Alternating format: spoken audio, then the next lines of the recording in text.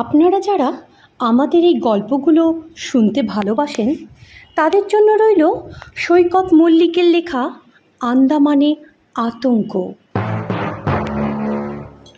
MV Nicobar জাহাজ থেকে port ব্লেয়ারে নামতে দুপুর গড়িয়ে গেল। মালপত্র নিয়ে ট্যাক্সি স্ট্যান্ডে এসে রঞ্জন দেখল সৌমেন দাঁড়িয়ে আছে। সৌমেন রঞ্জনের ছোটবেলার বন্ধু। সরকারি ব্যাংকের চাকরি নিয়ে 10 বছর হলো সে এখানে কর্মরত। এর আগে বহুবার সে রঞ্জনকে আন্দামানে আসার কথা বলেছে, কিন্তু কাজের চাপে রঞ্জনের আসা হয়নি। তাই এবার স্কুলের ছুটি পড়তেই বাক্স গুছিয়ে নিয়ে সে আন্দামানে হাজির। প্রায় 4 দিন জাহাজে কাটিয়ে সে যেন হাঁপিয়েই উঠেছিল। সকাল থেকে কিছু কিছু দ্বীপ দেখা যাচ্ছে, নয়তো মোহনা পেরোবার পর থেকে খালি কালো জল আর কালো জল। দেখে দেখে সে ক্লান্ত। হয়তো এজন্যই স্বাধীনতার আগে আন্দামানকে কালাপানি বলা হতো। সবুজ দ্বীপের রাজা সিনেমাটা দেখার পর থেকেই তার আন্দামানে আসার ইচ্ছাটা প্রবল হয়ে ওঠে। এখন সৌমেন এখানে থাকাতে তার সেই ইচ্ছে বাস্তবে পরিণত হলো। স্কুল সার্ভিস পরীক্ষা দিয়ে রঞ্জন স্কুল টিচারের চাকরি নিয়ে বাঁকুড়ার এক স্কুলে পড়ায়। বহুদিন নানা পরীক্ষা দিয়েও সফল না হয়ে শেষে কলকাতার থেকে দূরে এই চাকরিটা পেয়ে সে হাঁপ ছেড়ে বেঁচেছিল। কলকাতায় নিজের বলতে তার তেমন কেউ নেই। মা বাবা অনেক ছোটোবেলায় অ্যাক্সিডেন্টে মারা যান। তারপর সে কলকাতায় দাদুর কাছেই মানুষ। দিদিমা তো আগেই মারা গিয়েছেন, দাদুও গেলেন গত বছর। বলতে গেলে সে এখন একবারে একা, বিয়েও করে উঠতে পারেনি এখনও। তাই যাকে বলে একবারে ঝাড়া হাত পা। এদিকে আন্দামানে সৌমেন তার মায়ের সঙ্গেই থাকে। কলকাতায় স্কুল কলেজে দুটোতেই ওরা একসঙ্গে পড়াশোনা করেছে। সৌমেন ব্যাংকের চাকরিটা গ্র্যাজুয়েট হয়েই পেয়েছিল। তখন ওর বাবা বেঁচে ছিলেন। মা বাবা কলকাতাতেই থাকতেন। বছর 5 আগে বাবা মারা যাওয়ার পর সে মাকে নিজের কাছে এনে রাখে। তারও তো কলকাতায় আত্মীয় স্বজন বলতে তেমন কেউ নেই। রঞ্জন ফোনে সৌমেনকে জানিয়েছিল যে সে 15 দিনের ছুটিতে আন্দামান আসছে। তার থাকার ব্যবস্থা সৌমেন নিজের বাড়িতেই করেছে। বাড়িটা শহর থেকে একটু ভেতরে, একটা পাহাড়ের গায়ে। আন্দামানে রঞ্জন এই প্রথম এলো। একটা এত সুন্দর জায়গা যে ভারতবর্ষের অংশে আছে তা এতদিন সে বইতেই পড়েছিল, না দেখলে বিশ্বাসই করতে পারত না। পাহাড়ের গা বেয়ে রাস্তা উঠে গেছে, আবার পাশেই সমুদ্র দেখা যাচ্ছে। সৌমেনের মা রঞ্জনকে পেয়ে ভারী খুশি। জিজ্ঞেস করলেন, হ্যাঁ রে, এতদিন পর কাকিমাকে মনে পড়লো? রঞ্জন বলল, মনে তো পড়ে, কিন্তু ছুটি না পেলে কি করে এত দূরে আসি বলো তো। সৌমেনদের বাড়িটা মোটামুটি বড়। সৌমেন তাকে বাড়িটা ঘুরিয়ে দেখালো। বাড়িটা কাঠের তৈরি, বাংলো প্যাটার্নের। আন্দামানে পাহাড়ি এলাকার বাড়িগুলো এ ধরনের, কারণ এই অঞ্চলে ভূমিকম্প প্রবণ। প্রায়ই মৃদু থেকে মাঝারি ভূমিকম্প এখানে লেগেই থাকে। বাড়িটার এক পাশে সুন্দর ফুলের বাগান, পেছন দিকটা জঙ্গলের মতো। বাগানে অনেক সুপুরি, নারকেলের গাছ। রঞ্জনের থাকার ব্যবস্থা হয়েছে যে ঘরটায়, তার সামনে রয়েছে ছোট্ট একটা বারান্দা। সেখানে দাঁড়ালে দূরে সমুদ্রের তীরে শহরের নানা দৃশ্য চোখে পড়ে। এতখানি জার্নি করে রঞ্জন খুব ক্লান্ত হয়ে পড়েছিল। তাই সেদিন সে তাড়াতাড়ি খেয়ে সৌমেনকে শুভরাত্রি জানিয়ে শুয়ে পড়ল। কতক্ষণ যে সে ঘুমিয়েছিল তা সে জানে না, কিন্তু কিসের একটা শব্দে রঞ্জনের ঘুমটা ভেঙে গেল। উঠে আলো জ্বালাতে ঘড়িতে দেখল রাত 1:30। গায়ের গেঞ্জিটা ঘামে ভিজে সপসপ করছে। কিসের শব্দে যে ঘুমটা ভাঙল রঞ্জন খানিকক্ষণ কিছুই বুঝতে পারল না। তবে ঘরে একটা হালকা মিষ্টি গন্ধ যেন ভেসে বেড়াচ্ছে। গন্ধটা কোনো পারফিউমও হতে পারে। ফুলের গন্ধ যে নয় তা সে নিশ্চিত, কারণ সৌমেনের বাগানের গন্ধওয়ালা কোনো ফুল তার চোখে পড়েনি। কিন্তু বন্ধ ঘরে পারফিউমের গন্ধ কী করে আসবে সে কিন্তু ভেবেই পেল না। পরদিন সকালে বাইরের প্রাকৃতিক অপূর্ব রূপ দেখে তার আর রাতের ঘটনার কথা মনেই পড়ল না। সৌমেন জিজ্ঞেস করলো, কিরে রাতে ভালো ঘুমিয়েছিলি তো? এখানে মশার খুব উপদ্রব। কি তাই তো? রঞ্জন বললে, আরে ভাই তোফা ঘুমিয়েছি, জাহাদের দিনগুলো ভালো করে ঘুমোতেই পারিনি। সৌমেন অফিস থেকে কয়েকদিনের ছুটি নিয়েছিল রঞ্জনকে আন্দামান ঘুরিয়ে দেখাবে বলে, তাই ব্রেকফাস্ট খেয়ে দুজনে বেরিয়ে পড়ল। দুপুরে বাইরেই কোথাও খেয়ে নেবে স্থির করলো। প্রথমে সৌমেন তাকে নিয়ে গেল চ্যাথাম সমিল দেখতে। এটা এশিয়ার অন্যতম বড় সমিলগুলোর মধ্যে একটা। এরপর তারা গেল সমুদ্রিকা।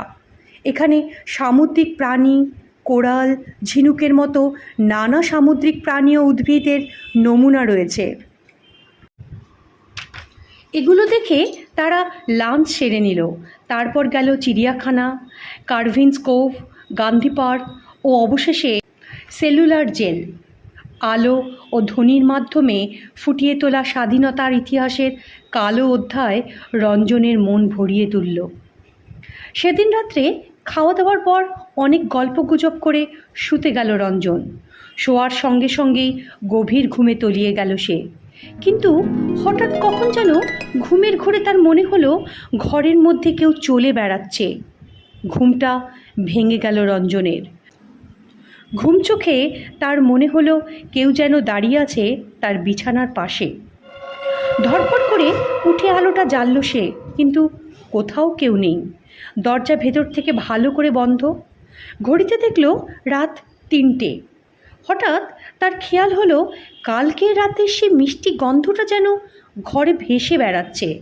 বাকি রাতটা তার আর ভালো ঘুম হলো না।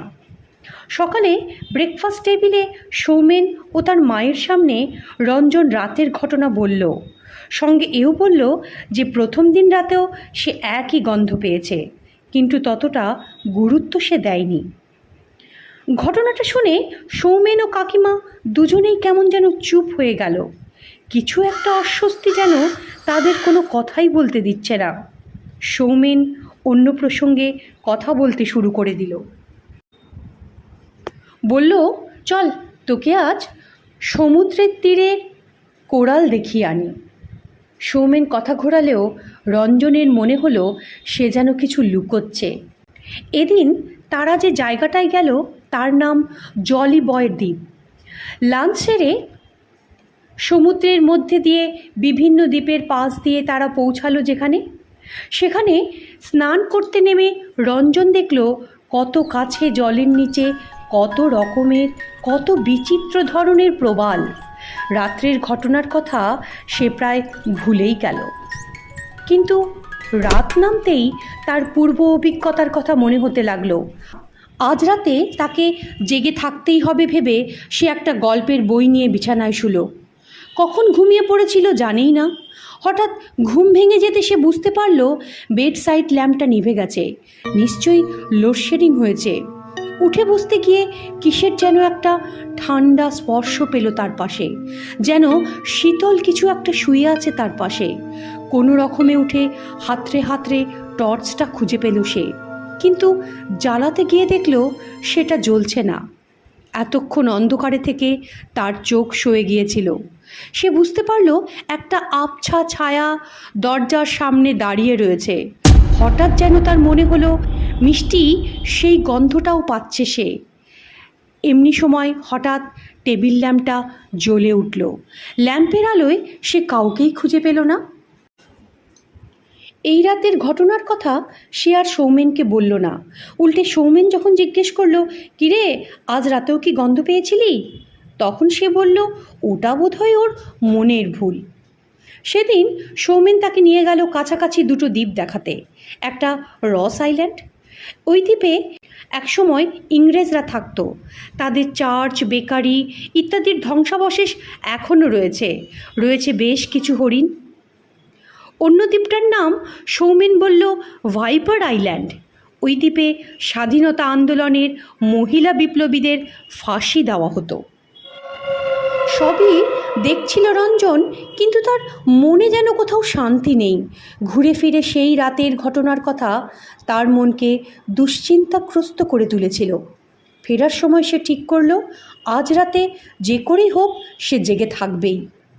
সেদিন রাতে রঞ্জন সজাগ রইল। আধো ঘুমে জাগরণে একসময় তার মনে হলো ঘরে যেন কে ঢুকেছে। চুপচাপ শুয়ে শুয়ে বুঝতে চেষ্টা করলো ঘরে কি হচ্ছে। বাইরে থেকে আসা হালকা চাঁদের আলোয় সে দেখল এক শাড়ি পরিহিতা ছায়ামূর্তি তার বিছানার পাশে এসে দাঁড়িয়েছে। গত কদিনের পাওয়া মিষ্টি গন্ধটা যেন ছায়ামূর্তির সঙ্গেই ছড়িয়ে আছে। রঞ্জন চিৎকার করে উঠল, কে আপনি? কি চান আমার কাছে? কিন্তু ছায়ামূর্তি কোনো উত্তর দিল না, শুধু হাতের ইশারায় তাকে দরজার দিকে নির্দেশ করল। তারপর অদৃশ্য হয়ে গেল। রঞ্জনের মনে হলো ছায়ামূর্তি যেন তাকে কিছু বলতে চায়। রঞ্জন কিছু না ভেবেই ছায়ামূর্তির ইশারার মতো দরজা খুলে ঘরের বাইরে এলো। চারিদিক কেমন নিস্তব্ধ। সৌমেন ও তার মা নিজের ঘরে ঘুমোচ্ছেন। রঞ্জন দেখল ছায়ামূর্তি বাইরের দরজার কাছে গিয়ে আলোয় মিলিয়ে গেল। রঞ্জন বুঝল ছায়ামূর্তি তাকে বাড়ির বাইরে নিয়ে যেতে চায়। কোনো রকম বিপদের কথা না ভেবেই সে সদর দরজা খুলে বাইরে এলো। দেখল ছায়ামূর্তি আস্তে আস্তে বাড়ির পেছনে যে জঙ্গল আছে সেখানে যাচ্ছে। রঞ্জন তাকে ধরার জন্য দৌড়ালো, কিন্তু সেখানে পৌঁছে সে ছায়ামূর্তির কোনো চিহ্নই খুঁজে পেল না। রাতের অন্ধকারে অচেনা জায়গায় জঙ্গলে খোঁজাখুঁজি করতেও তার সাহস হলো না। সে যেন হঠাৎ সম্বিত ফিরে পেল। কিছু না ভেবেই কোনো অশিরোরির টানে সে এভাবে এখানে এসেছে ভেবে তার হাত পা ঠান্ডা হয়ে গেল। কোনো রকমে ফিরে এসে সে শুয়ে পড়ল বিছানায়। পরদিন সকালে বেশ বেলা করে ঘুম ভাঙল রঞ্জনের। রাতের ঘটনার কথা কিছুই জানালো না সে সৌমেনদের। সে মনে মনে ঠিক করে নিল ওই অশরীরী রহস্য তাকে ভেদ করতেই হবে। সুযোগ এসে গেল অপ্রত্যাশিতভাবে। বিশেষ দরকারে সৌমেন আর তার মা একবেলার জন্য যাচ্ছে কাছের একটা দ্বীপ হ্যাবলকে। খুব ভোরেই বেরিয়ে গেল তারা। কিছুক্ষণ অপেক্ষা করে রঞ্জনও বেরিয়ে পড়ল সেই জঙ্গলের উদ্দেশ্যে। শেষ যেখানে গতরাতে অশরীরীকে দেখেছিল সেই জায়গাটা দিনের আলোয় ঠিক স্থির করতে পারল না সে। একটু এদিক ওদিক ঘোরাঘুরি করতে করতে একটা জায়গায় সে দেখল একটু উঁচু মতো ঢিবি করা। দেখে মনে হলো যে ওখানকার মাটি যেন খুব বেশি দিন ওইভাবে নেই। সে দেখল আশেপাশে ঘাসের জঙ্গল বেশ বড় বড়, কিন্তু ওই ঢিপির জায়গার ঘাসগুলো বেশি দিন জন্মায়নি। কাছে গিয়ে দেখতে গিয়ে সে দেখল কোনো জন্তু যেন জায়গাটা আঁচড়েছে, তার ফলে মাটি অনেকটা সরে গেছে। যা দেখা যাচ্ছে তা হলো মানুষের কঙ্কালের হাতের কিছুটা অংশ। রঞ্জন আর ওখানে দাঁড়িয়ে থাকতে সাহস পেল না। কোনো রকমে সে দৌড়ে বাড়ি ফিরে এলো। উত্তেজনা একটু কমতে সে স্থির করলো পুলিশকে জানাবে, কিন্তু এখানকার পুলিশের ফোন নম্বর তো সে জানে না। দৈবক্রমে টেলিফোন টেবিলের পাশেই ফোন নাম্বারের ডায়েরি পেল সে। উল্টে পাল্টে দেখতে গিয়ে লোকাল থানার নম্বর পেয়ে গেল। ফোন করে কোনো রকমে ঘটনার বিবরণ দিয়ে অপেক্ষা করতে লাগলো পুলিশ আসার। ইতিমধ্যে সে সৌমেনের ঘরের এদিক ওদিক দেখতে গিয়ে আলমারির পেছন থেকে পেল একটা ছবি, যাতে সৌমেনের সঙ্গে বেশ সুন্দরী একটি মেয়ে দাঁড়িয়ে। পুলিশ এসে গেল ঘণ্টাখানেকের মধ্যেই। নিজের পরিচয় দিয়ে তাদের সে নিয়ে গেল সেই ঢিবির কাছে। পুলিশের লোকে ঢিবি খুঁড়তেই বেরিয়ে পড়ল একটি কঙ্কাল। পুলিশ অফিসার বললেন এটি একটি নারী দেহের কঙ্কাল। পুলিশের জিজ্ঞাসাবাদে রঞ্জন বলল সে একটি সুন্দর পাখি দেখতে দেখতে এখানটায় চলে এসেছে। আশিরোরির কোনো উল্লেখ সে করল না, কারণ সে কথা পুলিশ তো বিশ্বাসই করতো না। ওই জায়গায় পাহারা বসিয়ে এবং রঞ্জনকে বাড়ি ছেড়ে না যাবার নির্দেশ দিয়ে পুলিশ অফিসার চলে গেলেন।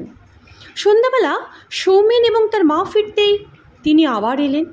বোঝা গেল পুলিশ বাড়ির ওপর নজর রাখছে। জিজ্ঞাসাবাদের মধ্যে দিয়ে তিনি বুঝতে চেষ্টা করছিলেন ওই কঙ্কালটি কার তা সৌমেনরা জানে কি না। বিভিন্ন প্রশ্ন করতে করতে হঠাৎ অফিসার বললেন, আচ্ছা সৌমেনবাবু, কয়েক মাস আগে আপনি তো থানায় ডায়েরি করেছিলেন, আপনার স্ত্রী নাকি নিরুদ্দেশ, তার কোনো সন্ধান এখনো পাওয়া যায়নি, তাই তো? একথা শুনে রঞ্জন খুব আশ্চর্য হলো। সৌমেন বিয়ে করেছিল, অথচ সেই বা তার মা তাকে জানায়নি এবং একদিনেও তার সম্বন্ধে কোনো কথাও বলেনি। পুলিশ অফিসার বললেন ওই কঙ্কালের পরীক্ষা হবে এবং তাতে যদি প্রমাণ হয় যে সেটা সৌমেনের স্ত্রী, তাহলে কিন্তু তারা খুব বিপদে পড়বে। তদন্ত শেষ না হওয়া পর্যন্ত রঞ্জন এবং সৌমেনদের তিনি কোথাও যেতে নিষেধ করলেন। সারাদিনের ক্লান্তির পর তারা কেউই আর গল্প করার অবস্থায় ছিল না। কোনো রকমে কিছু খেয়ে তারা শুয়ে পড়ল। রঞ্জন জিজ্ঞেস করল না সৌমেনকে তার বিয়ের ব্যাপারে। সেই রাত্রে রঞ্জন এক অদ্ভুত স্বপ্ন দেখল।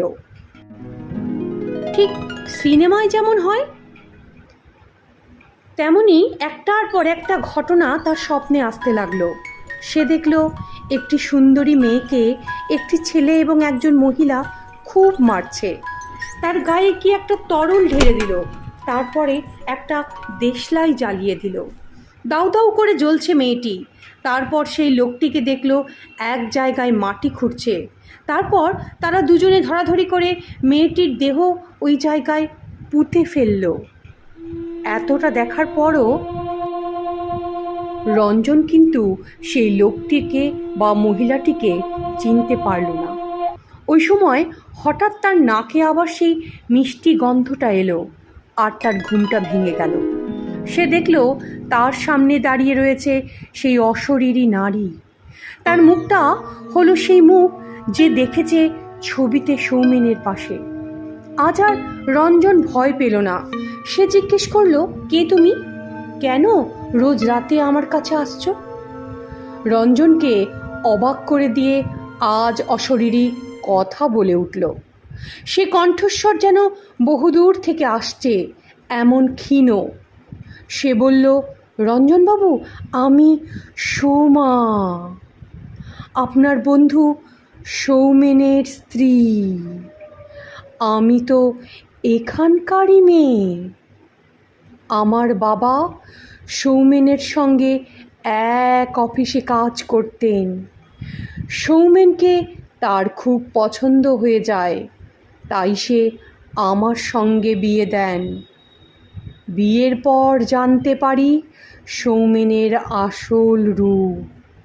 সে আমার বাবার কাছ থেকে টাকা নিয়ে আসে। অনেকবার আমি টাকা এনেছিলাম, কিন্তু ওদের চাহিদা কখনোই মিটল না। একদিন আমি প্রতিবাদ করলাম। সেদিন থেকে শুরু হলো শারীরিক অত্যাচার, যা চরমে পৌঁছলো সেই দিন যেদিন তারা আমায় পুড়িয়ে মেরে ফেলল আর আমার দেহটা জঙ্গলে পুঁতে দিল। বাবার চাপে সৌমেন থানায় ডায়েরি করেছিল আমায় খুঁজে পাওয়া যাচ্ছে না বলে। আমি তো এই ঘরেই থাকতাম।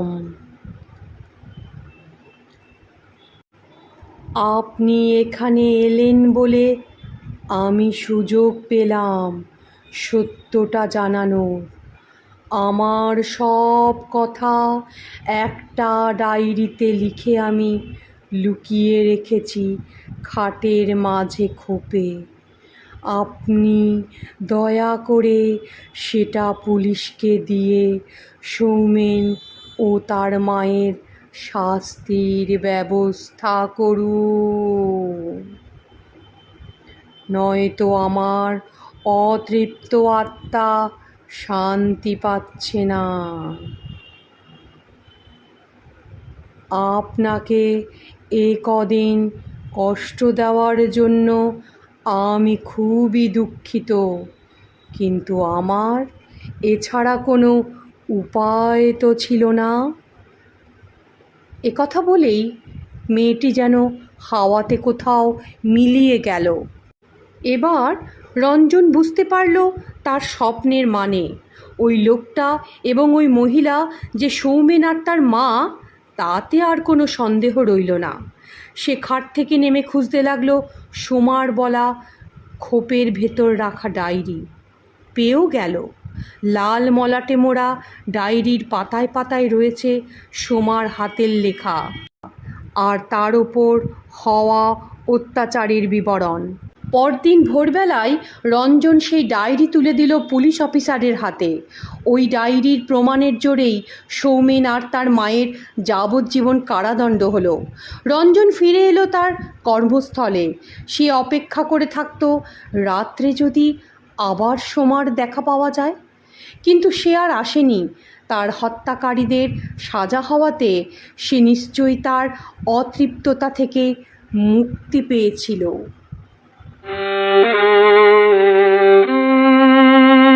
শ্রোতা বন্ধুদের উদ্দেশ্যে অনুরোধ, আমার এই গল্পটা যদি আপনাদের ভালো লাগে, চ্যানেলটাকে লাইক, সাবস্ক্রাইব আর শেয়ার করতে ভুলবেন না কিন্তু।